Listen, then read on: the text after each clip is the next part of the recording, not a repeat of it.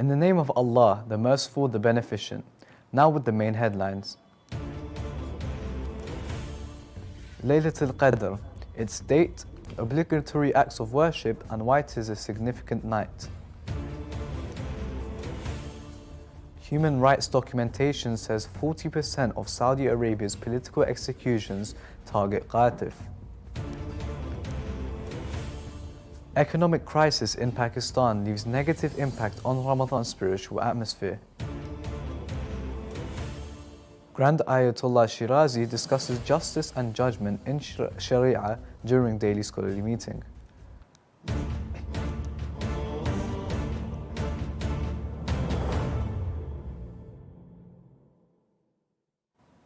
Peace be upon the Master of Martyrs, peace be upon you, dear viewers. This is Amir Ma'ash and you are watching Shia Waves live from Imam Hussein TV 3.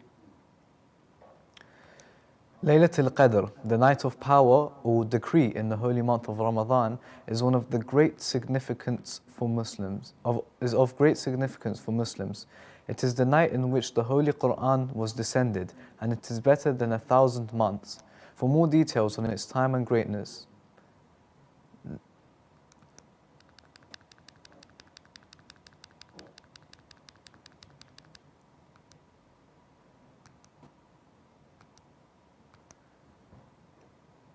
the night of decree, Laylatul Qadr, is considered one of the most important nights in the holy month of Ramadan. It is a significant night for all believers due to the revelation of the Holy Quran on this night, the changing of destinations and the descent of angels to earth, and the forgiveness of sins by Allah Almighty. According to authentic Shia sources, Laylatul Qadr falls on one of three nights, the 19th, the 21st or the 23rd night of Ramadan.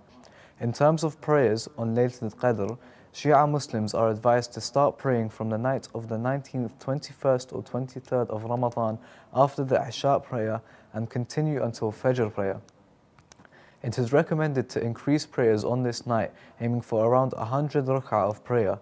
Additionally, individuals should engage in abundant supplication using known prayer books like Mafatih al-Jinan.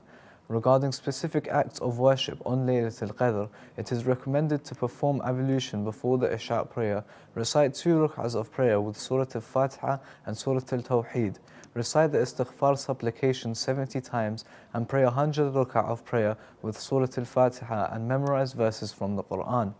Ultimately, the Night of Power summary details the instance in which the Holy Quran was delivered by the angel Jibreel, delivering the teachings of Allah subhanahu wa ta'ala and educating on His expectations and values. Therefore, the Night of Power is a celebration of faith for Muslims around the globe, a key time during the month of Ramadan when worship and good deeds are multiplied in value. A human rights documentation revealed that 40% of the executions carried out by the Saudi authorities on political grounds are in the city of Qatif, described as a mirror of repression in the kingdom. The European Saudi Organization for Human Rights confirmed that it had documented 229 executions carried out by Saudi Arabia from the beginning of January 2016 until the end of February 2024. Through specialized court rulings and mass executions based on available information. An analysis of the data showed that 93 executions, accounting for 40% of the total targeted individuals from Qatif, in relation to the events witnessed in the province. It is worth noting that the population of Saudi Arabia as of the end of 2023 was 32,175,000, with the population of Qatif being approximately 552,000, representing a proportion of around 1.7%. Human rights organizations continue to monitor repressive operations in Qatif and call for the cessation and the accountability of those responsible within the framework of commitment to human rights and international law. Since 2016, Saudi authorities have been implementing death sentences issued by the Specialized Criminal Court officially in cases relating to terrorism, randomly including cases related to expression of opinion and participation in protests, criminalizing them as terrorist acts. The German news agency Deutsche Welle published a video report shedding light on the diminishing spiritual atmosphere of Ramadan in Pakistan this year due to the economic crisis. The prominent agency stated in its report, translated by Shia Waves agency, that religious celebrations during Holy Ramadan in Pakistan have been less active this year, attributing the reason to the ongoing economic crisis and obstacles that have hit the country. The report quotes several families confirm that they are struggling to buy basic food items, with some even having no food to break their fast. The report highlighted that Pakistani citizens have reported having to sell their personal belongings, such as motorcycles and laptops, to provide proper meals for their fasting family members. Let us remind our respected viewers of today's headlines. Laylatul Qadr, its date, obligatory acts of worship, and why it is a significant night. Human rights documentation finds that 40% of Saudi Arabia's political executions target qatif.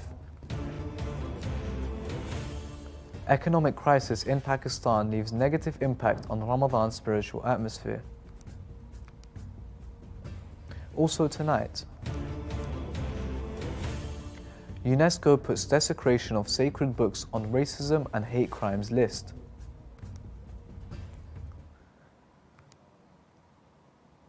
The daily scholarly meeting of Grand Ayatollah Sayyid Sadiq al-Husseini Shirazi was held on Saturday night, coinciding the 12th day of the holy month of Ramadan.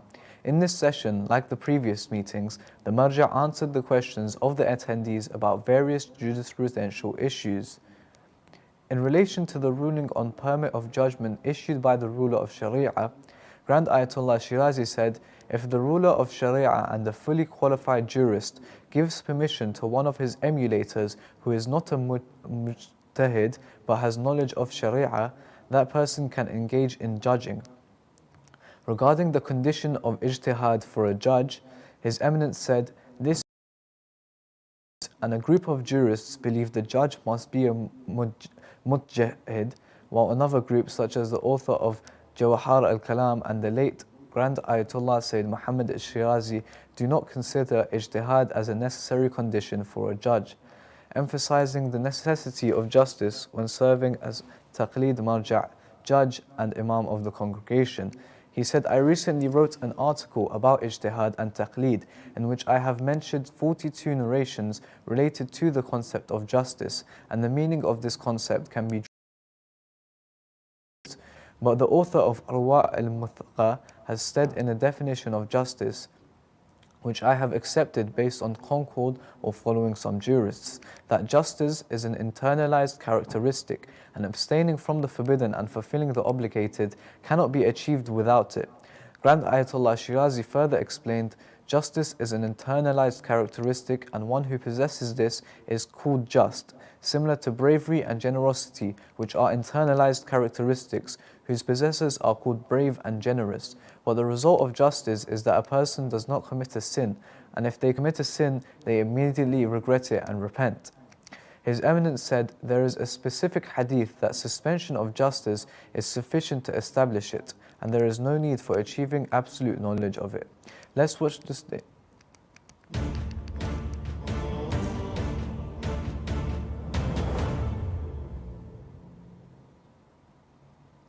And now we continue with some short news. On a visit to the Rafah crossing, the UN Secretary General called the line of blocked aid trucks on Egypt's side of the Gaza border, with Palestinians facing starvation on the other side, a moral outrage, Al Jazeera reported.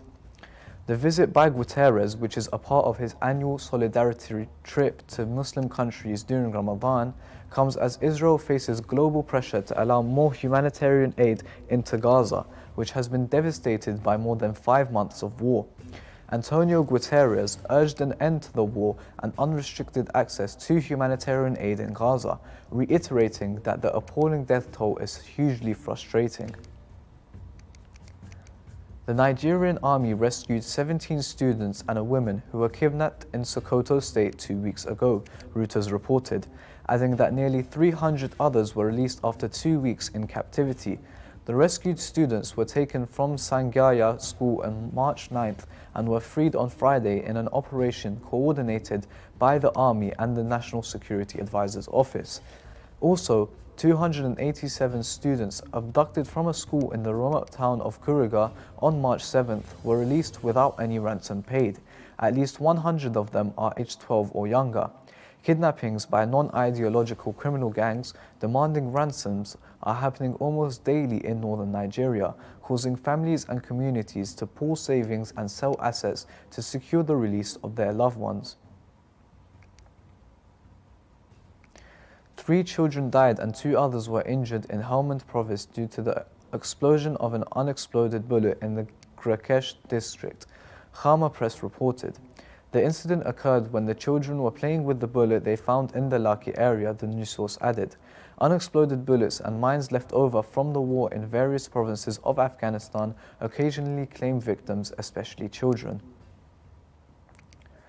2 policemen were wounded on Saturday after being hit by an improvised explosive device, or IED, in India, local media reported. The IED, planted by Naxals, exploded in the Karandul area of Kandewada district, about 397 kilometers south of Raipur. A senior police official stated that the policemen were part of a joint team conducting a search operation in the area. In a separate incident, 2 Naxals were killed in a gunfight with government forces in Bijapur district. Prominent Uyghur publisher Erkin Emmet, 65, known for publishing books on Uyghur cultural identity and China's persecution of Uyghurs, has been sentenced to prison, RFA reported. He was taken into custody in July 2018 and accused of inciting ethnic separatism after his involvement in the publication of 2 books, Altın Kesh and Ana Yurt, which highlight the persecution of Uyghurs and their victory over Chinese nationalist forces. Emmet was arrested during a crackdown on Uyghur intellectuals as Chinese authorities targeted individuals producing works seen as promoting separatist ideas.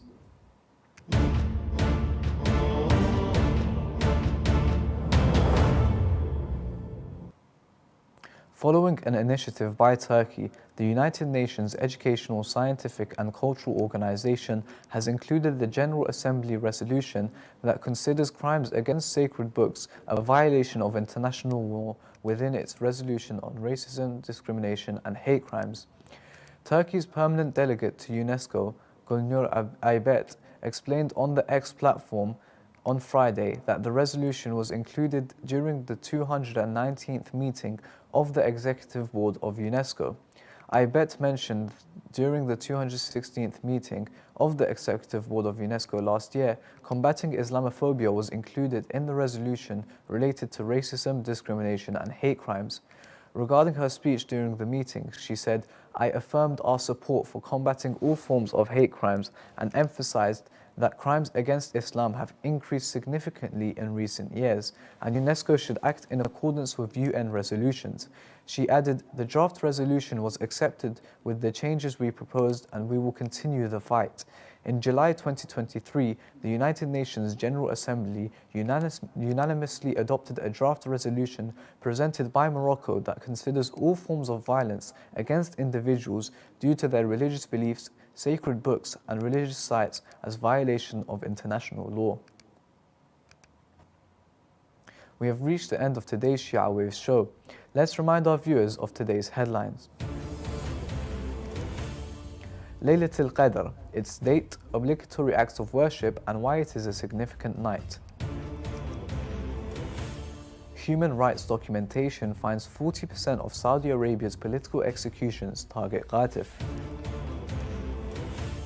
Economic crisis in Pakistan leaves negative impact on Ramadan's spiritual atmosphere. Grand Ayatollah Shirazi discusses justice.